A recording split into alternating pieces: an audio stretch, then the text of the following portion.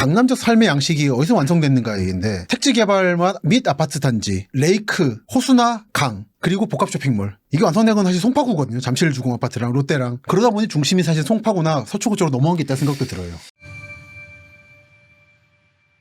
안녕하십니까. 도시문헌학자 김시석입니다. 지난 시간에 이어서 또다시 놀라신 분들이 계실 텐데요. 부일남 없는 부일남 코너를 진행하고 있습니다. 오늘은 서초구에 이어서 강남구 쪽을 살펴보겠습니다. 저와 함께 강남구에 가실 분은 옆에 계신 이모 씨입니다. 안녕하십니까, 이모 씨입니다. 지난 시간에 서초구 잠원동 쪽에서 현재 진행되고 있는 신반포 4지구에 대한 말씀을 드렸습니다. 그래서 신반포 4지구는 비교적 스무스하게 진행되고 있죠. 네, 약간의 잡음이 있습니다만 그건 언제나 따라붙는 정도의 작업인 거고. 근데 거기에 반해서 강남구는 워낙에 강남이라는 거를 대표하는 지역이다 보니까 참 진행도 어렵고 말씀도 많고 그렇습니다. 그래서 우선 그 서울 지역 분들이 관심 가지고 계신 음마아파트 얘기를 좀 해보죠. 그리고 음마아파트에 말씀드리면서 이건 경기도 분들 좀 관심 가지실 GTX 말씀을 좀 같이 드릴까 합니다. 그래서 오늘 첫 타겟은 음마아파트입니다. 제가 검색을 좀 해보니까 음마아파트는 79년에 입주했네요. 오래됐네요. 제 이미지 속에 아파트라고 하면 70년대는 주공아파트 5층이 많이 떠오르는데 그 79년에 이런 고층을 지었군요. 그러니까요. 거의 최초의 고층 대단지라고 할 수 있는. 한국 최초의. 네. 근데 사실 그게 지금 재건축의 발목을 잡고 있다는 얘기도 있던데. 그러니까 당시 이미 상당히 높은 용적률로 지어졌기 때문에 재건축을 200% 넘죠 아마? 204% 용적률로 됐기 때문에 현재 250%로 재건축을 하게 되면은 이익이 아무래도 적을 수밖에 없는 다른 타단지에 비해서 보통 150% 그러니까 같은 고층이라도 150% 정도인 데도 있거든요. 고층과 용적률은 다른 거니까. 네. 근데 여기는 처음부터 나름 말하자면 빽빽하게 짓다 보니까 용적률을 상당 부분 혜택을 받지 않으면 힘든 건데 현재까지 서울시의 정책으로서는 그거를 혜택을 줄 이유는 없다라는. 예, 여러 번 뭐 여러 가지 안지들이 나왔지만 매번 무산이 됐고 또는 주민들이 반대를 하거나. 주민들이 반대하는 건 뭔가요? 워낙 여기도 이제 거의 20몇 년이 지났잖아요. 그렇죠. 재건축을 해보자고 시작한 지. 그러다 보니까 이해관계가 너무 많이 달라졌어요. 그러니까 원래 한 채 가지고 여기 사시던 분들은 너무 아파트가 낡아가지고 어떻게 되던 간에 빨리 새 아파트에 살아서 내가 죽기 전에 들어갈 수 있느냐. 맞아요. 이렇게 말씀하시는 분들도 있어요. 저도 들은 얘기가 여기 정말 사신 분인데 쭉 예전 단지들은 전기 공급을 적게 하잖아요. 설정을. 그래서 여름에 요즘 다들 에어컨 켜니까 자꾸 에어컨 꺼진다고. 정전되고. 그리고 물도 새고. 그러니까 다들 음마한데 사실은 여기는 낡은 아파트죠. 더군다나 이제 재건축 이해가 계속 나오니까 수리를 해야 될 것도 안 하다 보니까 아파트가 그렇습니다. 더 노후화될 수밖에 없는. 제가 옛날 개포 1단지 살았었는데 물론 세입자로 그때 정말 집주인이 끝까지 안 고쳐주더라고요. 천장이 절반이 가라앉고 물이 떨어지는데 뭐 본인은 타워필에서 살면서 안 고쳐줘가지고 삐졌었습니다. 그러니까 또 그런 경우, 그러니까 투자 목적으로 다른 데 살면서 맞아요. 가지고 계신 분들은 지금까지 기다렸는데 몇 년 더 못 기다리랴. 그렇지. 그분들은 그렇죠. 뭐 이런 입장인 분들이 있고. 근데 여기만 집을 가진 분들이 계시니까 실제로. 현재 실거주를 하면서. 물론 이런 분들도 이제 더 많은 이익을 당연히 얻길 원하시겠지만은 그렇죠. 정말 내가 죽기 전에 들어가 볼 수 있겠느냐 이런 심정으로 20년이 넘다 보니까. 그러니까 정말 급하시면 팔고 나갈 수도 있는 건데. 네, 뭐 그런 분들은 팔고 나가셨죠. 이미 나가셨죠 대부분. 근데 그러다 보니까 제가 조합 상황을 정확히 모릅니다만 몇 가지 문제가 있죠. 가장 큰 문제 중 하나가 최근에 둔촌에서도 화제가 된 상가지분 얘기가 있었죠. 예. 뭐 상가는 요새 계속 여러 군데도 문제가 됐고 뭐 둔촌 말할 것도 없고요. 상가지분이라는 게 왜 문제가 되나요? 아파트 재건축할 때. 기본적으로는 이제 상가랑 그 주택은 이해관계 너무 많이 다르다는 거. 그렇죠. 우리 생각하면 아파트와 아파트 옆에 있는 상가 건물 말하는 거죠. 그러니까 부속된 상가로 지어졌을 경우에는 처음엔 그랬죠. 같이 하는 경우가 많이 있는데 같이 할 때 이 상가 소유주랑 주택 소유주는 이해관계가 많이 다르다는 거. 일단 상가 소유주는 기본적으로 재건축을 싫어하는 사람도 많아요. 왜냐하면 재건축을 하게 되면 기본적으로 짧게는 3년, 길게는 5년 장사를 못 하게 되거든요. 그렇죠. 그럼 지금 지도 속에 있는 음마상가도 얼마나 장사 잘 됩니까 여기. 사실 음마 아파트만 바라보고 하는 장사가 아니잖아요. 근데 이게 이제 같이 묶여가지고 개발 들어가면은 몇 년간 장사 못 하는 거죠. 연로하신 분들은 생계 수단에 문제가 될 수 있기 때문에 실제로. 그러니까 모든 상인들이 다 똑같은 경제 상황이 아닌 거고 미가 하나 붙잡고 계신 분도 계신 거고 그러다 보니까 이 상가 지분 문제를 해결을 하다가 좀 어려워진 게 둔촌이었던 거죠. 그 설명을 좀만 주실까요? 둔촌은 이제 상가 문제는 그런 부분도 있지만은 이제 그 쪽지분 문제가 또 심각하죠. 쪽지분이라고 하면? 쪽지분이라고 하면 이제 그 상가를 등기를 하나를 여러 명이 나눠가지고 그렇죠. 뭐 1평씩. 원칙적으로 하나당 아파트를 준다거나 상가를 중 하나밖에 줄 수밖에 없어요. 그런데 이제 쪽지분을 나눠서 억지로 쓰는 형태가 약간 우리 요 한 상가에 여러 명 있으니까 다 줘라 하나씩. 근데 그게 이제 일반 아파트 쪽은 문제가 덜한데 명확하니까 상가는 무한히 쪼개진다는 거죠. 특히 이런 아파트 상가 같은 경우에는 벽면이 없다 보니까 애초에 이렇게 나눠지는 게 명확하지 않은 부분이 많이 있었어요. 가벽 같은 거 해가지고. 예. 제가 까지 떠오른 게 서울 구로구 오류동에서는 오류시장도 마찬가지로 쪽지부 문제가 심각했죠. 예. 몇몇 업체들이 재건축을 하려고 막 들어와서 쪽지부 해놓고서 비중을 늘린 다음에 재건축이 많은 사람들이 찬성하는 것처럼 했다가 그거 좀 고등법원까지 해가지고 그쪽 쪽지부 쪼갠 사람들이랑 패소했죠. 그래서 현재는 시장이 남아있는 상태. 그러니까 참 시장 쪽지부는 꼭 이 아파트 재건축만 문제가 아니라 상가 고유의 문제인 것 같습니다. 근데 둔촌 같은 경우도 그 이 문제가 조합장 변경 문제라든지 그 개발당과의 관계에서 문제가 됐다고 들었어요. 지금 가장 핵심적으로 문제가 되는 거는 이 상가의 대행사가 별도로 있었는데 그러니까 아파트 지역과 별도로. 더 많은 이제 무상 지분을 받으려고 그렇죠. 상가를 대행해주는 업체를 내쫓은 거죠. 상가 협의회 쪽에서.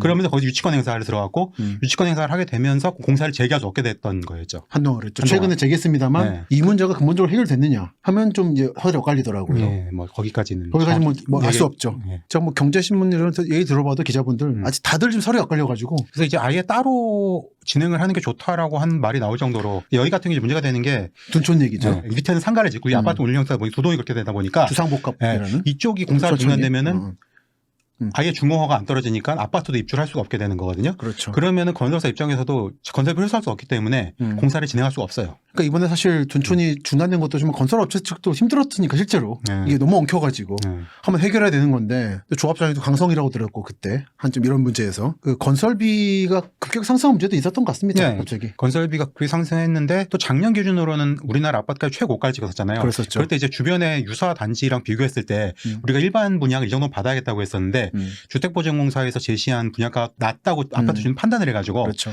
그거를 일반 분양을 미뤘었어요. 그러면서 이제 또 문제가 생긴 거고요. 둔촌은 어디 일단 뭐 미봉적으로 됐습니다만 잘 풀길 바랍니다. 근데 음마는 거기에 비하면 아직 삽도 안 떴죠. 예, 조합은커녕 조합이 아직 조합 자체가 아직 결성이 안 됐습니다. 카드라 통신일 수도 있지만 조합 준비위원회만 여러 개가 있다고. 네. 그러니까 우선 내부 조율부터 하시고 그 다음에 조합이 만들어져서 그 조합의 목소리를 가지고 뭐 건설업체든 시청이든 해야 되는 건데. 일단은 지금은 급한 승인을 받았지만은 조합이 결성되는 시기에 다시 변경 신청을 내겠다라는 내부 여론이 강하다는 얘기가 있어요. 그럼 또 이제 거기 또 다시 시작이군요. 다시 시작이에요.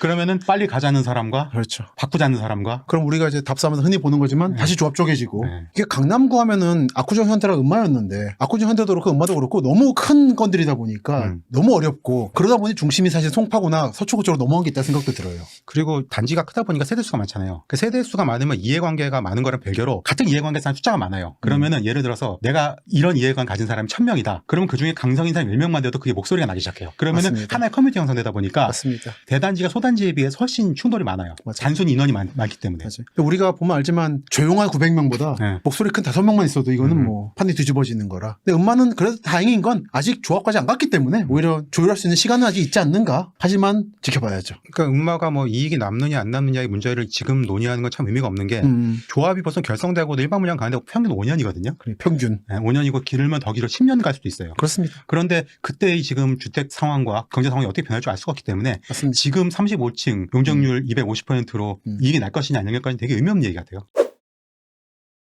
그리고 음마는 또 최근에 답사하다 보니까 GTX를 가지고 계속 이제 일부 주민들이 문제 삼으시죠. GTX C 음마 관통 결사 반대. 이게 요즘에 시끄러운데 결국은 이게 대심도라는 꽤 많이 파고 들어가서 열차를 통과시키는데 이게 결국은 현재까지 토목적으로는 문제가 없다고 말을 하지만 정말은 누가 아느냐라는 얘기인 거잖아요. 누가 그걸 보증할 수 있느냐. 그러니까 GTX라는 기본적으로 굉장히 고규격 교통수단임에도 불구하고 생각보다 건설비가 적게 든다고 처음에 얘기했던 게 일단 대심도를 통과하기 때문에 토지 보상비를 거의 주지 않아요. 대심도라는 게 50m 정도죠. 40m, 50m. 40m 이상을 통과하면은 한번 토지 소유권에 대해서 토지 보상비가 거의 안 나오는 수준이고 이 비싼 땅까지 비해서는 또 한 가지는 역을 적게 지어요. 생각보다 노선 건설 비용보다 역사 건설비 많이 들거든요. 그렇죠. 역수를 최대한 억제해가지고 아니면 이제 기존 역을 활용한다든지 그렇게 해서 건설비를 낮추는 방식이었거든요. 그러니까 기본적으로 대심도를 전제를 해요. 그러니까 40m 대심도 전제를 하는데 요즘에 공사하면 뭐 기본으로 토지 보상비가 대부분이니까. 그렇죠. 요즘에는 이게 일부 GTX A든 C든 통과하는 지역에서 아무리 대심도라도 결국 기반에 영향을 주지 않겠냐라는 주장들이 있어서 이제 간헐적으로 소송이 진행됐었죠. 대부분 이제 그 건설 주체에 승리를 했지만은 근데 정말은 사실 뭐 아직 모르는 겁니다. 정말은. 실제로 이제 그 SRT 운해가 운행되고 있는 수서 동탄 간이 이제 유련 터널이라는 단일한 터널이거든요. 율련 터널이죠. 하나 단일 터널인데 그 터널 자체에 문제가 있는 건 별개로 그 터널이 지금 몇 개 아파트를 지하로 통과하고 있거든요. 대심도로. 현재 거기서 문제가 발생하고 있지는 않습니다. 현재는. 유련 터널 자체는 문제가 있고요. 그 문제 있는 거 유명한 얘기죠. 이거 건설 쪽에서는. 단층 파세대를 통과하는데 일반적인 방식으로 건설을 해가지고 바닷가 위에서만 힘이 오는 게 아니라 바닥 쪽에 더 힘이 올라오니까 그러면 이제 터널을 보통 터널은 말구평으로 건설하잖아요. 위에서만 힘이 오니까. 말구평으로. 근데 이게 원형으로 건설해 사방에서 힘을 받게 해야 되는데 동그랗게. 이거를 밑에 쪽에서 융기가 돼요. 자꾸 그러니까. 단층 파쇄되다 보니까. 그러면 안전 운행에는 대단한 그래서 위협이 되는 한때 거죠. 뭐 중간에 80km까지 뭐 속도 제한이 걸리고 있던데 어느 정도 해결은 하고 있는 모양인 것 같습니다. 그 실제로 그러니까 땅에 영향이 전혀 없다는 말을 못 하는 거죠. 이런 의미에서. 근데 이런 터널 주변에 또 땅이 문제도 있는 뭐 거고. 거기는 이제 지질적으로 단층 파쇄대라서 어쨌든 그 단층 파쇄대를 설명해 주시면 땅이라는 게 다 붙어 있는 게 아니라 그렇죠. 이렇게 판이 있고 서로 움직이는데 움직이는 지대라는 거예요. 계속 힘을 받아서. 그러니까 땅끼리 힘을 받으면 중간이 부서져가지고 이렇게 움직이거든요. 정말은 그 단층 지역을 비껴나가서 건설하는 게 진짜 좋았겠습니다만 이미 건설한 거고. 뭐 그거는 사실은 이제 피할 방법은 없고 그런 경우에는 사방에서 터널 힘을 받을 수 있도록 건설해야 원형으로. 건설해야 되는데. 그래서 그 유연 터널 문제 때문에 GTX가 개통돼도 속도가 제한될 거라는 얘기가 많았었는데 네, 일단 말씀 들어보니까 일단 좀 어느 안정된 거 정도는 아니에요? 해결이 안정화가 된 것 같고요. 그쪽은 정확히는 모르겠습니다만 제가 그쪽 종사자가 이거는 아니라서. 교통 전문가를 모실 텐데 그때 좀 말씀을 드릴 것 같습니다.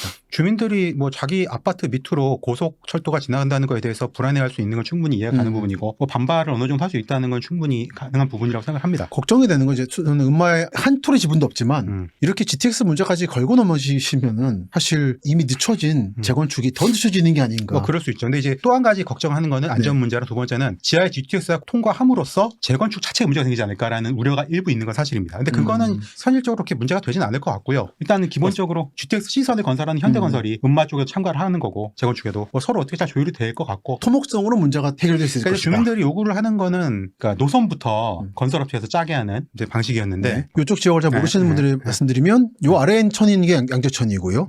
탄천하고 만나서 한강으로 들어갑니다. 수원에서 올라온 GTX가 양재역을 이 동서로 통과해가지고 밑으로 급격히 꺾어서 다시 양재천을 따라 올라가다가 다시 급격히 꺾어서 삼성로 올라가는 노선을 제시했었거든요. 이걸 좀 광역적으로 보여드리면 제가 체크한 데가 음마 아파트고요. 큰 틀에서 수원은 이쪽에 있습니다. 이렇게 크게 협곡이 하나 있죠. 이렇게 따라 올라간다는 얘기죠. 그런데 사실 이 노선도 일단 대규모 아파트를 통과하진 않지만은 기본적으로 양재에서 주택지역을 통과해야 되는 건 사실이에요. 그렇죠. 그러니까 이것도 사실은 민원을 피하기가 쉽지는 않아요. 똑같은 민원이라면. 근데 왜 음마에만 혜택을 줘야 되냐 말이 나올 수 있는 거죠, 반대로. 전 그래서 느끼는 게 저 뭐 문외한입니다만 이 문제는 너무 심각하게 걸기 시작하시면 사실은 재건축 자체 일정에 영향을 줄 것 같아서. 그다음에 이제 한 가지 더 있는 거는 기본적으로 지금 대심도의 문제에 대해서는 약간 법령적으로 미비하지만은 내 땅을 쓰는데 돈을 너무 안 준다. 그게 보상이 되게 미비하기 때문에 거기에 대해 기본적으로 불만을 가지는 분들이 많고. 그다음에 또 한 가지는 이게 이제 지금 법에 의하면은 구분지상권으로 분류가 되거든요. 지상권이라는 건 땅을 활용하는 권리잖아요. 그렇죠. 구분지상권이라는 건 땅의 특정한 부분만 활용하는 권리인 거예요. 그러니까 예를 들어서 위에 고압선이 지나가면은 그 위만 쓴다든지 아니면 고가도로가 지나간다든지 아니면은 지하철도가 지나간다든지 이런 식으로 거기만 활용을 한다는 의미거든요. 근데 구분지상권이 설정이 되면 뭐 어떻게 되냐면은 천천히 등기부등본에 기록이 돼요. 그러니까 이제 등기부등본에 갑구가 을구가 있잖아요. 천천히. 뭐 여기 보시는 분들은 뭐 그건 다 아시겠지만 공동주택의 경우에 모든 세대의 등기부등본을 떼면은 을구에 여기 GTX가 지나간다 이게 나와요. 그렇죠. 그러면 뭔지 위험한 주택이라는 느낌이 들 수 있어요. 그렇죠. 느낌이죠. 그 다음에 기본적으로 부동산을 하는 사람들이 그 감이 있는데 갑구건 을구건 지저분한 거는 안 좋아 보여요. 깨끗해야 돼요. 등기부는. 답사하면서 많이 하죠. 여긴 좀 지저분하다. 이런 느낌. 등기부에 뭔가 기대는 게 많으면 무조건 기분이 안 좋아요. 그러니까 이건 음마가 비교할 건 아니지만 우리가 흔히 했던 얘기가 예를 들어 유흥업소가 빌딩에 들어오면 공공기관이라든지 또는 스타벅스 같은 곳들은 절대로 들어오지 않는다라고 다 체크해가지고. 근데 물론 GTX는 그건 다른 거고. 어쨌든 등기부는 깨끗한 게 좋다라는 게 일반적인 인식이라서. 업계 측의 인식이죠. 갑구건 을구건. 이 해결책 중 하나는 음마 아파트에 음마역을 하나 만들어놓은 것도.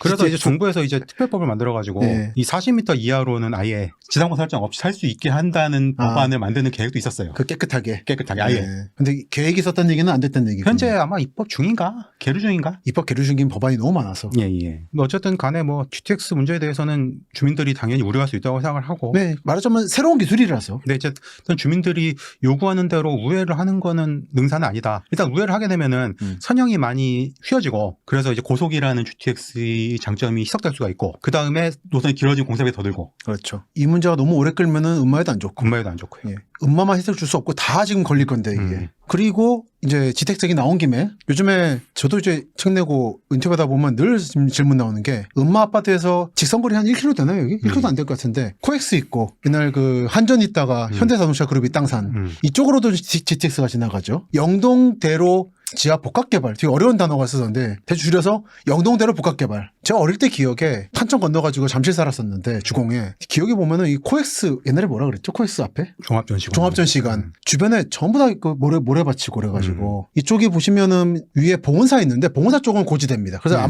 단단한데 이게 물이 쓸려 내려가고 천하고 만나는 지점이라 사실 좀 토목공학 쪽으로 문제가 좀 있지 않을까 생각 걱정도 되긴 하는데 여기도 원래 섬이었죠, 그러니까. 섬이죠.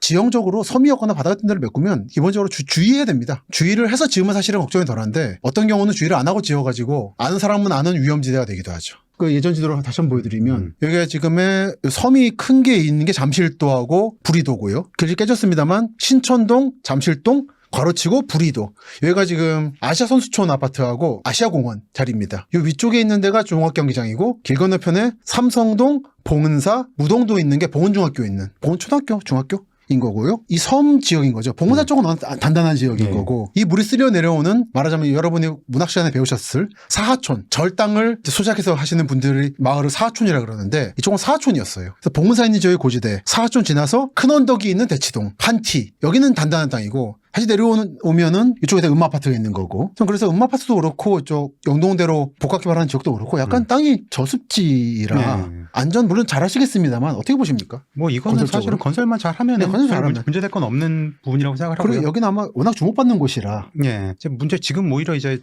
예상보다 많이 건설이 늦어져가지고 일단은 삼성역 자체는 이 GTX가 초기 개통하고도 최소 3, 4년은 무정차 통과할 수밖에 없는 역이 안 지어져가지고. 그러니까 이제 지금 동탄 수서 먼저 개통하고 네. 그 다음에 운정에서 서울역 먼저 개통하고 두 개 노선 나눠져 있다가 연결된 이후에도 한 4, 5년 가량은 삼성역 무정차 통과할 거예요. 위아래만 만들고 중간은 그냥 통과만 하다가 네. 나중에 역을 만들고. 그러니까 복합 개발을 하게 되면 전반적으로 늦어져가지고. 그렇죠.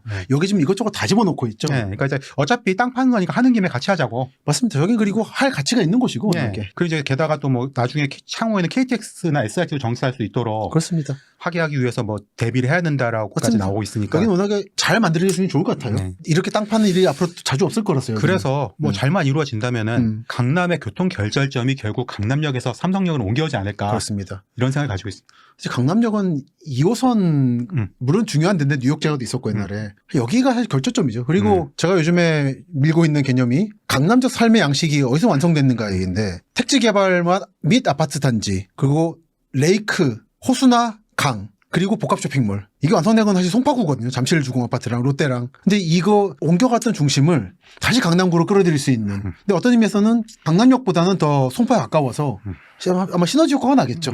어떤 의미에서는 여기는 잠실이 확장을 하는 느낌도 좀 있고. 저 어릴 때 잠실 살면서도 느낌이 새벽에 약수물 들어 봉은사 가면서 여기 그냥 우리 동네라는 느낌이 있었어요. 지금의 대친이 청담이니 강남은 남의 동네라는 느낌이 있고. 좀 돌이켜보면 세계 섬으로 이루어진 하나의 공동체여가지고 여기가. 그럼 영동대로 복합개발은 기본적으로는 잘 될 것으로 보는.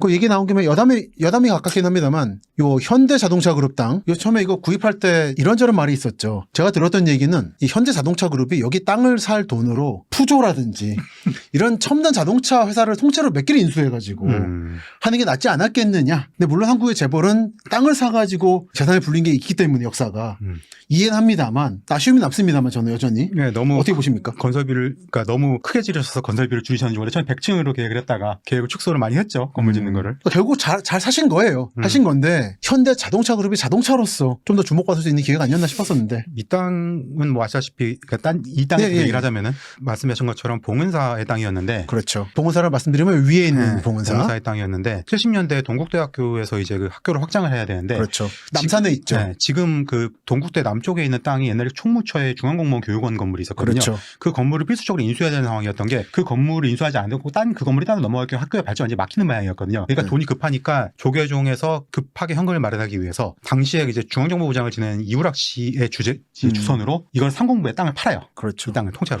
참고로 왜 상공부 파냐면 박정희 대통령의 초기 계획으로는 아직 안산이라든지 과천이든지 개발의 계획이 없을 때 강남 유지역에 상공부 등등을 다 모아놓을 계획이었어요. 그래서 한전도 들어온 거고. 상공부 및 산하기관의 그렇죠. 합동청사를 지으려고 상공부 단지라 불렀죠. 펜타곤과 유사한 건물을 지으려고. 국토발전전시관에 전시되어 있는 것 중에 영동 2지구 1차 환지 예정지 팜플렛이 있는데 여기 보면 채비지 매각 안내도 영동 2지구 말하자면 강남구죠. 여기 보시면 여러분이 아실 만한 게 있죠. 여기 공무원 아파트랑 공원으로 되어 있는 어떤 부대가 있고 봉은사가 여기 보입니다. 왼쪽에는 총무처 단지 그리고 10단지 9단지 하는 거는 아파트가 아니라 아까 말씀드린 영동 시형 주택을 말해요. 그리고 남쪽에 삼성동 상공부 단지, 이게 단지입니다. 지금 보시면 코엑스 전체랑 오른쪽에 한전부지, 지금 현대 자동차 땅이 이렇게 묶여 있는 거죠. 예, 그래서 어쨌든 청사를 짓기로 하다가 결국 과천청사로 그렇죠. 통합이 되는 걸로 그렇죠. 경제부처는 전부 과천청사 되면서 무산이 됐고 박정희 대통령이 가라고 해놓고는 허가를 안 내줬죠. 그때 되면 딱 정세가 바뀌어가지고 더 내려보낼 생각을 한 거니까. 그래서 한전만 들어오게 되는 산하기관 중에 그렇죠. 하나인. 상공부는 안 내려오고 산하기관 왔다가 그 한전도 이제 나주로 갔죠. 네, 그리고 나머지 땅은 처음에 이제 무역박람회라는 그렇죠, 거를 열렸다가 종합전 시장을 만들게 된 거죠. 그러니까 제 어릴 때 80년대 초기 기억으로는 가설 건물 느낌이었어요. 네. 그때 어릴 때 우표 수집 취미가 있어가지고 우정 전시를 많이 했었는데 갈 때마다 뭐 이렇게 황량한 그런 느낌이 있었어요. 우리 송파구 쪽이 사람 살만한 곳이었고 그때만 해도 황량했죠. 진짜 황량했습니다. 그리고 교통도 굉장히 좋지 않았는데 그나마 2호선이 개통하면서 교통이 획기적으로 좋아졌죠. 2호선은 정말 서울의 생명줄입니다. 제가 딴 데서 말씀드리는 거지만 그래도 많은 사람들이 서울 지하철 2호선 같은 게 우리 동네 앞에 지나시길 바라는데 정말 인구가 고밀도로 집적되지 않으면 힘든 거죠, 그거는. 이번 시간에는 강남구, 그중에서도 특히 음마아파트 재건축 문제, 그리고 GTX 문제를 아울러서 말씀드렸습니다. 다음 시간에는 강남구 말씀을 좀 더 드리고요. 압구정 현대가 빠지면 좀 아쉬우니까 좀 드리고 저의 마음의 고향인 송파구 잠실로 넘어가겠습니다. 그럼 다음 시간에 찾아뵙겠습니다. 감사합니다. 감사합니다.